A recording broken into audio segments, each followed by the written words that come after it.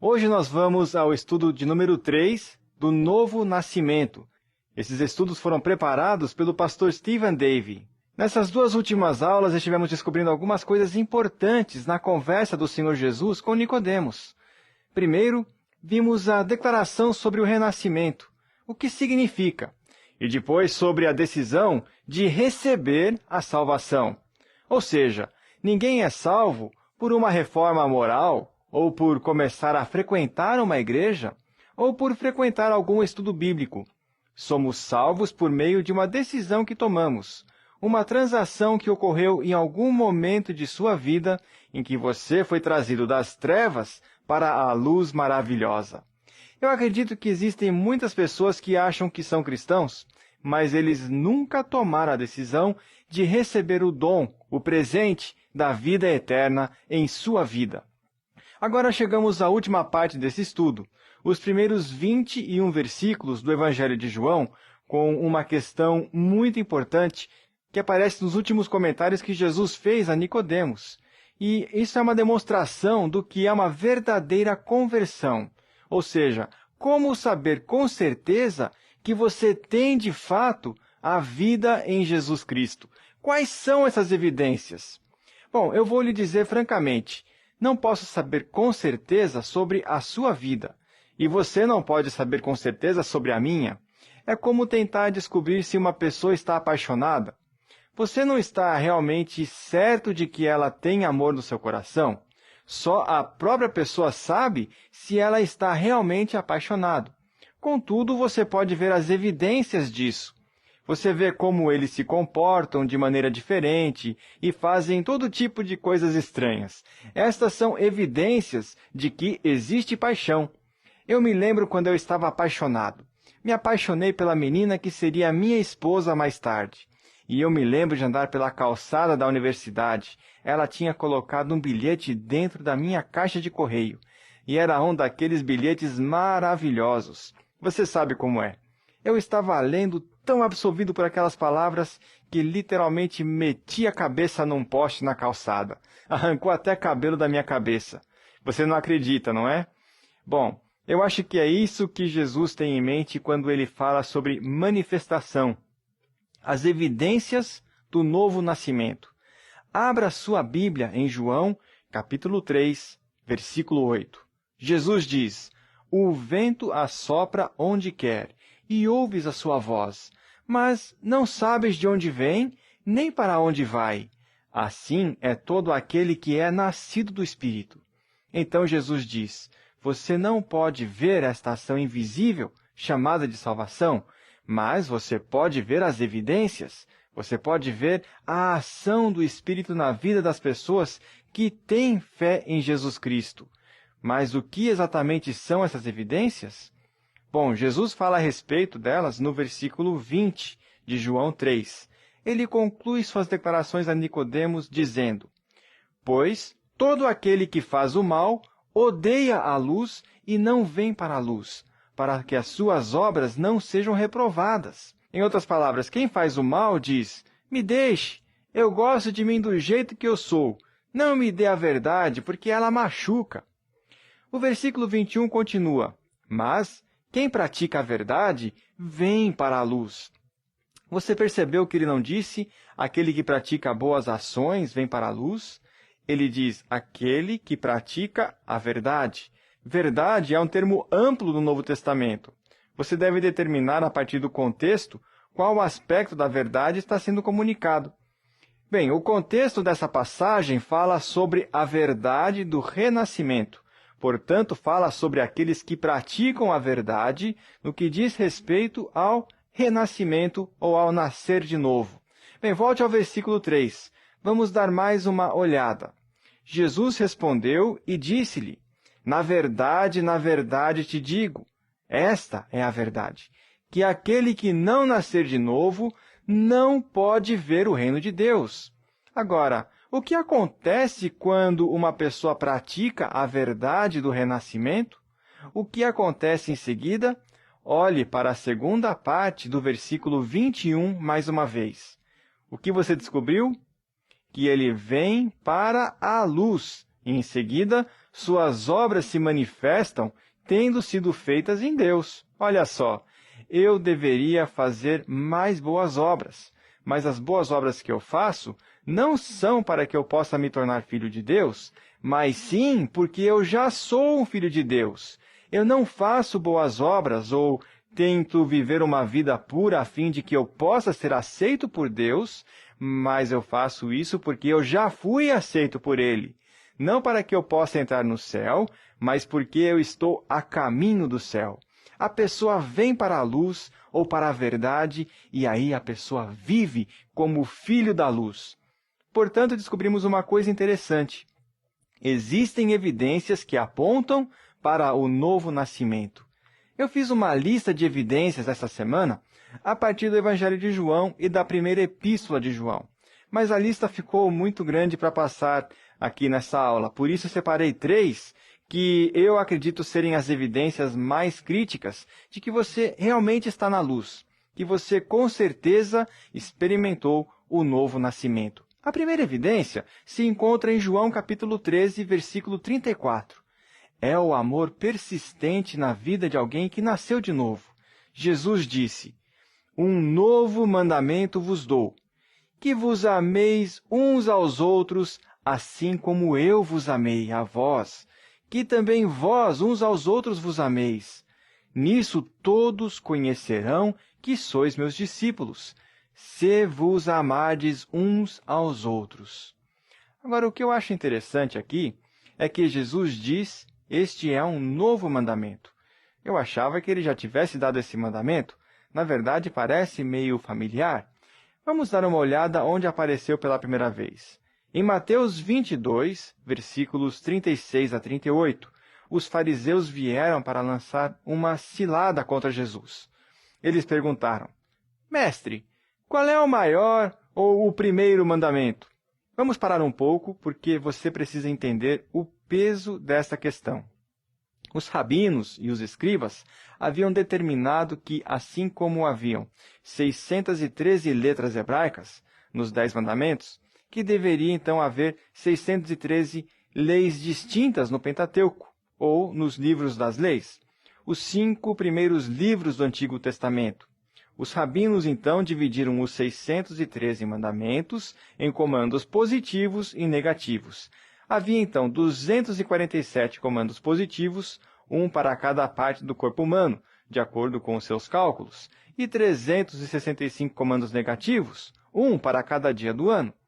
Em seguida, eles foram um passo além e disseram: "Agora, nesta divisão, devemos separar as leis que são leves das leis que são pesadas." Eles fizeram essas divisões e estavam envolvidos no debate sobre quais eram os grandes mandamentos, quais são os mandamentos de luz, onde você coloca esta divisão, como você divide isso, e foi assim que vieram a Jesus Cristo e disseram em outras palavras: "Você que diz ser o Messias, deveria saber tudo sobre a lei. Qual é o maior mandamento? Qual é o número 1? E assim Jesus lhes disse: "Amarás o Senhor teu Deus de todo o teu coração, e de toda a tua alma, e de todo o teu pensamento. Esse é o grande e primeiro mandamento. E o segundo semelhante a este é: amarás o teu próximo como a ti mesmo." É interessante que depois que ele deu aquela resposta, eles não discutiram mais com ele. Em seus corações, eles devem ter concordado que este era, na verdade, o grande mandamento. Mas era realmente novo? A título de comparação, vamos voltar para a passagem em João e notar uma diferença sutil no verso. Jesus diz: "Que vos ameis uns aos outros", ou ao seu próximo, "assim como eu vos amei."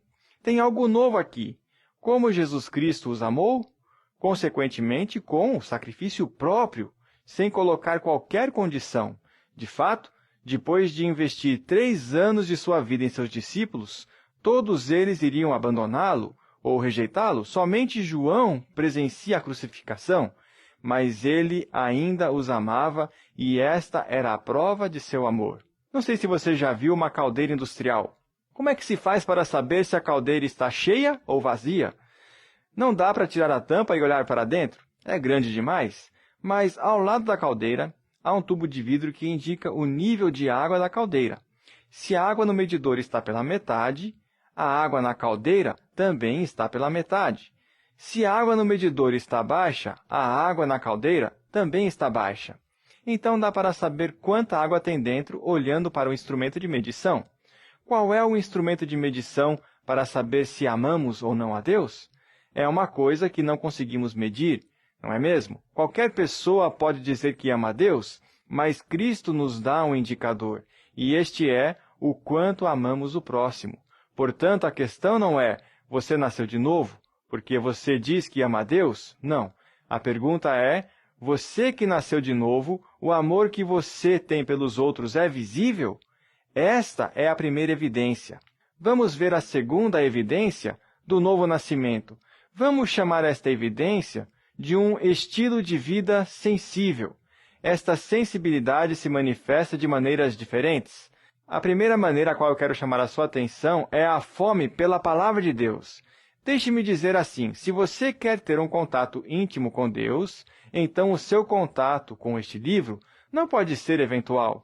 Se o seu relacionamento com este livro é inexistente de domingo a domingo, seu relacionamento com Deus é inexistente. É muito claro que a fome por este livro e uma experiência de novo nascimento são inseparáveis. Esta fome pode minguar ou crescer dependendo da nossa obediência a Cristo. Mas não podemos viver sem este livro.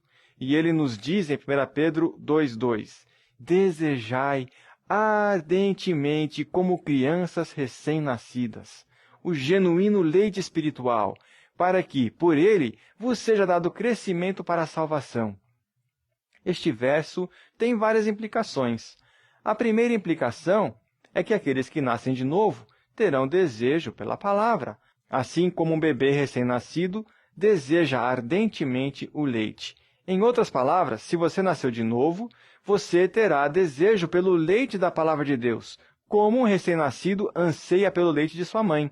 E você sabe tão bem quanto eu que os bebês não são diplomatas, que não há nada de diplomacia neles. Eles não pedem nada, eles exigem. O autor diz que, tal como o bebê precisa do leite, você precisa da palavra. E não há lugar para diplomacia aqui. Você precisa e ponto final. Isso revela que você está vivo espiritualmente falando. Então, essa é a primeira implicação.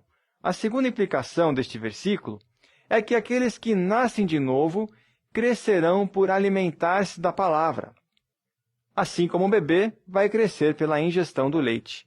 Esta passagem está dizendo que a palavra, ou o alimentar-se da palavra, é o principal método para o crescimento espiritual. Sem a palavra, você permanece num berço espiritual. Você permanece no berçário espiritual, totalmente dependente de alguém para se alimentar. É muito bom ler livros cristãos, ir a uma igreja onde a palavra é ensinada. É muito bom ouvir uma rádio evangélica aprendendo com os programas e pregadores. Talvez até um pouco de televisão ou o que quer que seja possa ajudar. Isso tudo é maravilhoso e pode ajudar no crescimento. Mas há algo mais do que simplesmente aprender fatos. O Novo Testamento nos mostra que o leite um dia vai ser substituído por carne. Abra em Hebreus capítulo 5. Pois, com efeito, quando devíeis ser mestres, atendendo ao tempo decorrido, tendes novamente necessidade de que alguém vos ensine de novo. Quais são os princípios elementares dos oráculos de Deus? Assim vos tornastes como necessitados de leite e não de alimento sólido. O leite não é de todo ruim. O problema é alimentar-se apenas de leite, visto que uma pessoa assim não está habituada à palavra da justiça e é um bebê espiritual. Mas o alimento sólido é para os adultos, para aqueles que, pela prática, têm as suas faculdades exercidas para discernir não somente o bem, mas também o mal. O que o escritor sugere? Há um problema aqui. O berçário espiritual está cheio. Existem muitos bebês espirituais. As pessoas não estão crescendo. Elas não passam da fase de amamentação para a infância e adolescência. Observe um princípio importante, uma marca distintiva dos que os mantém no berçário. O versículo 14 diz: mas o alimento sólido é para os adultos. Mas quem são os adultos? Aqueles que, pela prática, têm as suas faculdades exercitadas para discernir não somente o bem, mas também o mal. Ou seja, eles estão praticando os oráculos, os comandos, a Escritura. Eles não deixam entrar por um ouvido e sair pelo outro, não. A palavra está dentro deles. Eles vivem, habitam nela. A marca de maturidade não é o quanto da Bíblia você conhece. Você pode até estar totalmente imerso no estudo dela. O que importa é o quanto você viveu ou pratica a palavra. A palavra distintiva de um indivíduo maduro é que ele consegue mastigar, digerir e viver a palavra. Agora, eu gostaria de colocar essas observações em outras palavras e chamar esta parte de o relacionamento entre a Bíblia e a vida espiritual. O primeiro princípio é o seguinte: o interesse pessoal por alimentar-se da Bíblia é uma evidência primária da vida espiritual. Vou ser muito sincero com você. Uma pessoa que está fisicamente morta não precisa nem quer comida física. Assim também, uma pessoa que está espiritualmente morta não quer nem sente a necessidade de comer alimento espiritual. O segundo princípio é alimentar-se com a Bíblia. É o principal método de crescimento espiritual. Esta é a maneira de crescermos, como já vimos antes. O terceiro princípio é obedecer à palavra. É a principal garantia para receber ajuda espiritual. Como podemos ter certeza disto? Bem, Paulo escreve em 2 Timóteo 3. Toda a Escritura é inspirada por Deus e útil para o ensino, para a repreensão, para a correção, para a educação na justiça, a fim de que o homem de Deus seja perfeito e perfeitamente habilitado para toda boa obra. Isso nos mostra que a Bíblia desempenha 4 funções na vida do crente. Vamos então identificar estas funções. A primeira é que a Bíblia é proveitosa. Por ser inspirada por Deus, ela é proveitosa para ensinar, ou seja, para ensinar que crer. O termo original refere-se ao conjunto dos ensinos apostólicos. Quando os crentes se encontravam na igreja primitiva, eles vinham em primeiro lugar para receber ensino dos apóstolos, ou seja, a doutrina. Se há um problema com a nossa geração, é que não conhecemos doutrina. E como um professor muitas vezes costuma dizer em sala de aula, o que você crê irá determinar como você se comporta. Você não conseguirá comportar-se biblicamente até que você pense biblicamente. Salomão mesmo escreveu: como um homem pensa em seu coração, assim ele é. A segunda função da Bíblia é a repreensão. Ela é proveitosa para a repreensão. Ela mostra onde você está errado. A Bíblia atua como um árbitro que apita e mostra: isso está fora dos limites. Ele grita: cuidado, não faça isso. Há muitas pessoas que gostam quando a Bíblia lhes diz que eles estão certos, mas eles preferem ignorar a Bíblia quando ela diz que eles estão errados. Mas essa é uma das funções da Bíblia. Terceiro, ela é útil para a correção. Ela mostra o que é certo. A palavra original se refere literalmente a colocar alguém de volta sobre os seus pés em posição vertical. A Bíblia não apenas aponta quando fazemos algo errado, ela também mostra o caminho certo a seguir. Faça isso. Esta é a vontade de Deus. Esta é agradável. Esta é a boa, agradável e aceitável vontade de Deus. A quarta função da Bíblia é o treinamento. Ela nos diz como fazer o que é certo. A Bíblia é o manual para saber como viver uma vida piedosa. E quando você estiver na palavra, observando-a, você vai manter o seu caminho puro. Uma vida santa não vem do nada ou do acaso. Viver uma vida de pureza não acontece por coincidência. Isso acontece quando tomamos o propósito de deixar a Bíblia exercer esta função, que é nos treinar. Então, a evidência de um novo nascimento se manifesta em uma fome pela palavra. Em segundo lugar, se manifesta em uma personalidade que está em conformidade com a palavra viva. Vamos ler algumas passagens juntos.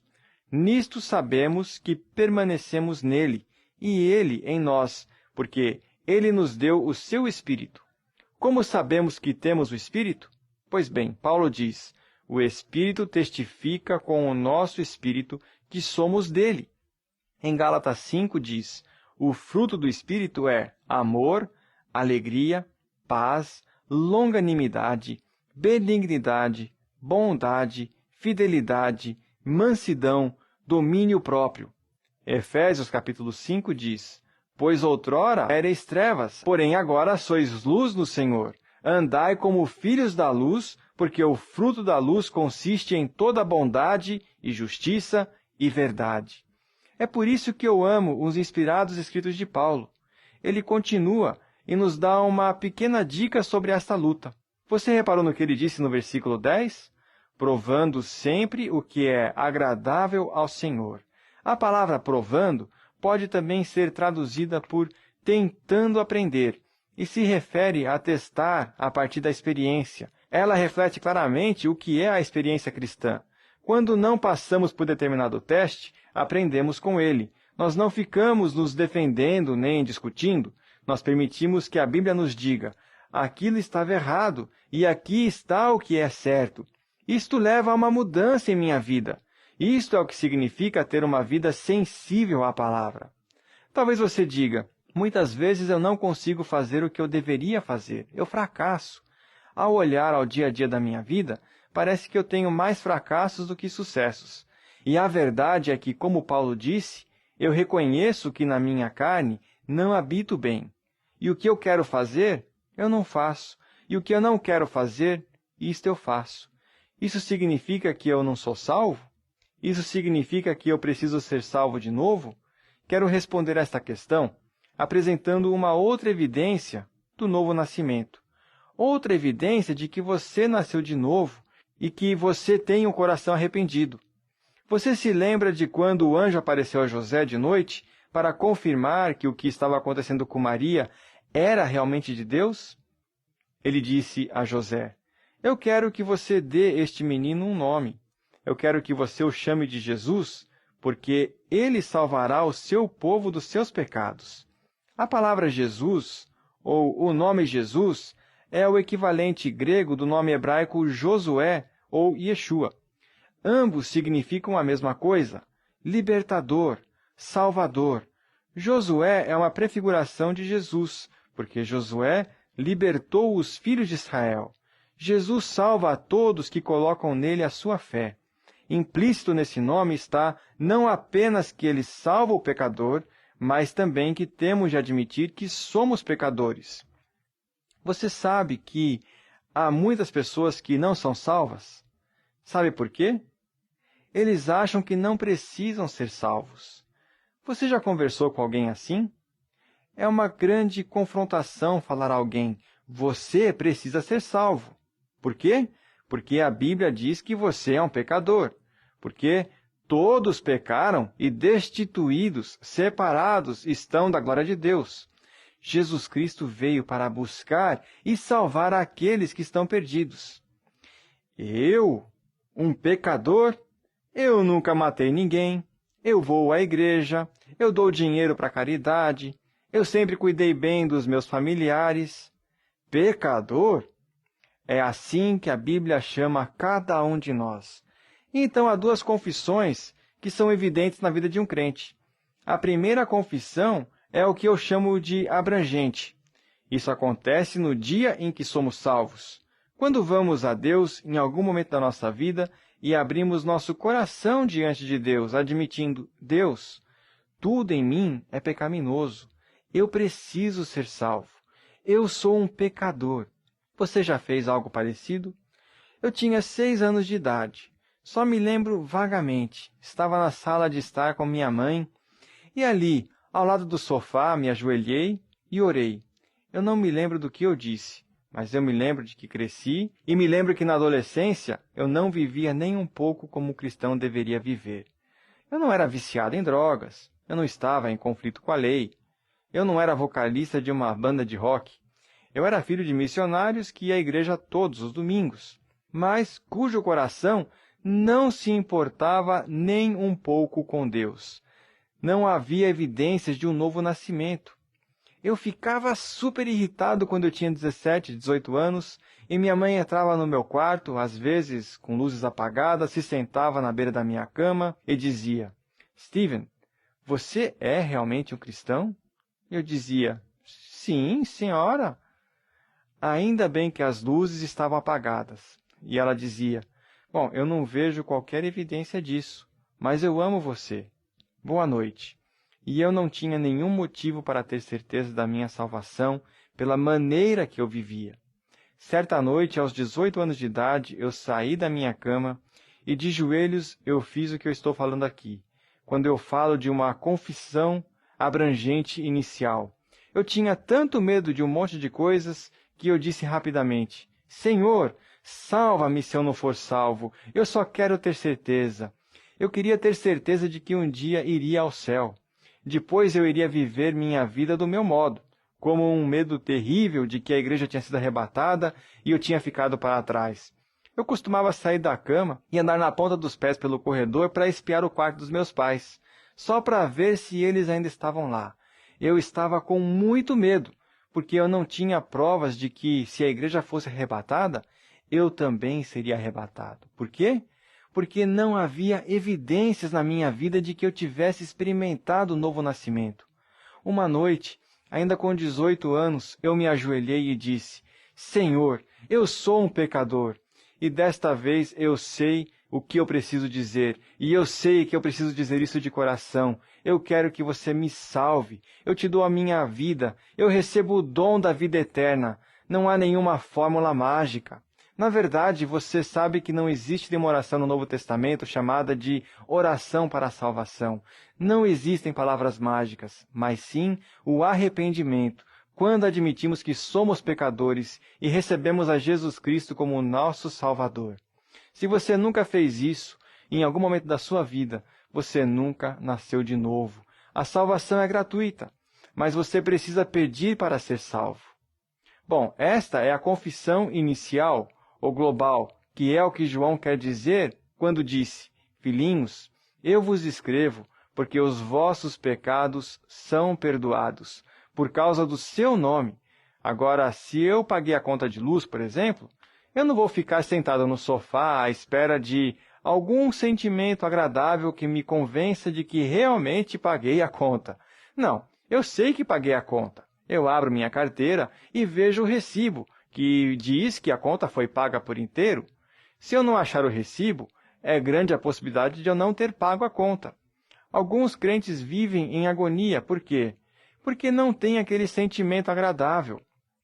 O acusador pode apertar o botão de vez em quando para fazer a pessoa se sentir mal a respeito. O que fazer? Levante-se do sofá, vá, procure no arquivo de sua memória o recibo. Você pediu a Cristo para pagar toda a conta? Se você pediu, pode colocar a conta na pasta de contas pagas. Foi paga. Está tudo acertado.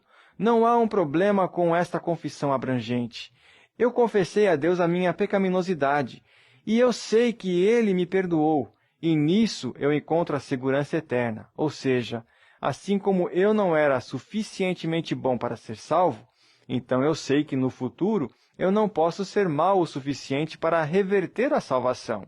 Não há nada que eu possa fazer, tudo está nas mãos dele. Mas alguém pode dizer: espera aí, se for assim, então você pode simplesmente viver do jeito que você quiser. Você pode pecar à vontade e, mesmo assim, continuar salvo. Esta analogia faz tanto sentido quanto crer que, porque você tem seguro de carro, você pode dirigir como um louco. Assim também o fato de ter a salvação não significa que você vai fazer mau uso da liberdade que você tem. De fato, Paulo disse: havemos de pecar porque não estamos debaixo da lei e sim da graça? De modo nenhum. Não, o bem que eu faço agora é porque eu estou indo para o céu e eu quero agradar a Deus. Eu quero agradá-lo. Eu quero agir como meu Pai. Na verdade, uma das evidências da salvação é que o pecado realmente incomoda. Por isso existe também a prática da confissão específica, e que ocorre de forma contínua. Eu faço coisas na minha vida que eu sei que não agradam ao Senhor, E como Paulo, eu digo, Senhor, o que eu não queria fazer, isto eu fiz hoje. Por que confessar? Bom, eu quero manter a comunhão limpa e pura com meu Pai, a quem ofendi. Eu não preciso ser salvo de novo. João escreve, se confessarmos os nossos pecados, ou seja, os atos individuais, ele é fiel e justo para nos perdoar os pecados, no plural, e nos purificar de toda a injustiça. Você pergunta, se não é possível para um cristão perder sua salvação, pode um cristão perder alguma coisa? Sim. Deixe-me explicar o porquê. A Bíblia deixa claro que algo muito precioso pode ser perdido por falta de confissão, falta de crescimento espiritual e falta de obediência. Vamos ver algumas passagens.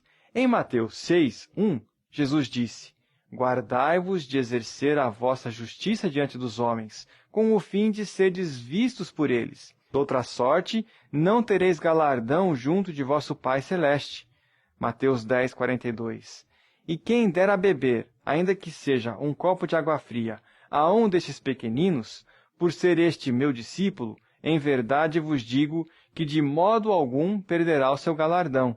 Segunda carta de João, versículo 8, diz, acautelai-vos para não perderdes aquilo que temos realizado com esforço, mas para receberdes. O quê? Completo galardão. O que um cristão pode perder? Toda a sua recompensa. Isso incomodaria você? John MacArthur encontrou as seguintes palavras escritas na contracapa da Bíblia de seu avô. Deixe-me ler para você. Quando eu estiver diante do tribunal de Cristo e ele me mostrar o plano que ele tinha para mim, o plano de como minha vida poderia ter sido, e eu ver como eu bloqueei aqui e não cedi à sua vontade, então haverá tristezas nos olhos do meu Salvador. Tristeza, apesar de ele ainda me amar. Ele queria que eu fosse rico, mas eu estou aqui pobre, despojado de tudo, menos da sua graça. Enquanto a memória corre como um animal sendo caçado por um caminho sem volta, então meu coração dissoluto estará bem perto de romper com as lágrimas que não posso derramar. Eu vou cobrir o meu rosto com as mãos vazias e vou curvar minha cabeça sem coroa. Que trágico perder nosso galardão! Bem, João sempre nos dá de antemão o motivo pelo qual ele está escrevendo.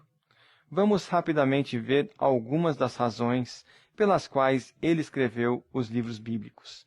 Ele deixou claro que escreveu o Evangelho de João por uma razão principal e a Epístola de João por 3 razões.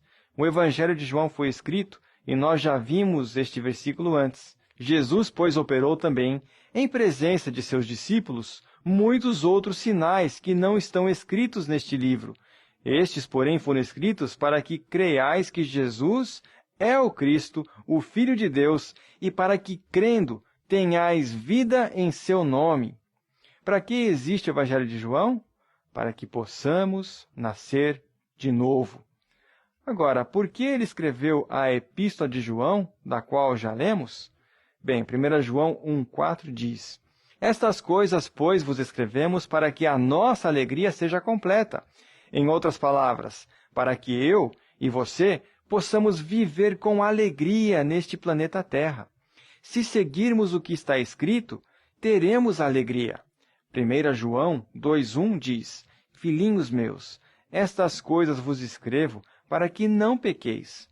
O verbo está no tempo contínuo e fala que não devemos pecar habitualmente, sem arrependimento, sem todavia alguém pecar. Se todavia alguém pecar, temos um advogado junto ao Pai, Jesus Cristo, o justo.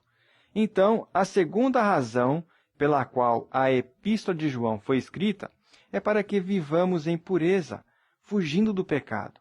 A terceira razão é para que tenhamos absoluta certeza de que temos vida eterna no céu. 1 João 5,13. Estas coisas vos escrevi, a fim de saberdes que tendes a vida eterna. A vós outros que credes em nome do Filho de Deus, sim, a vida eterna. As evidências de que você nasceu de novo estão presentes em sua vida? Você pode, através de introspecção, perceber o mover do Espírito Santo, como o vento em sua vida? Quais são as evidências? Um amor persistente. Você gosta de ter comunhão com seus irmãos e irmãs em Cristo? Vocês gostam de usar os dons que Deus lhes deu? Dons do Espírito Santo, como servir, ensinar e assim por diante? Ou você está aqui porque só assim sua esposa vai parar de pegar no seu pé? Ou está aqui para agradar a seus pais? Ou então você está aqui porque ama os seus irmãos e você gosta de ter comunhão com eles? A outra evidência é um estilo de vida que anseia pela palavra de Deus. Isso existe em sua vida? Você tem alguma fome espiritual? Você vive de acordo com a Bíblia? Ela faz parte da sua semana? Se for assim, isto é prova de que você está crescendo em Cristo. Isto é prova de que você está crescendo em Cristo e está formando uma personalidade que está em conformidade com a palavra viva. O fruto do Espírito tem se mostrado em sua vida? Você está em crescimento, em desenvolvimento? Falhando sim, mas aprendendo com as falhas. Depois, há a evidência de um coração arrependido. Vir a Jesus Cristo e dizer: eu sou um pecador. É tão difícil para você dizer isto? Alguma vez você já disse isso? Se você ainda não o fez, você não nasceu de novo ainda. E depois há a confissão diária, que permite manter a comunhão com o nosso Senhor limpa, pura e aberta. É este o desejo do seu coração? Estas são as evidências para que você possa saber que nasceu de novo.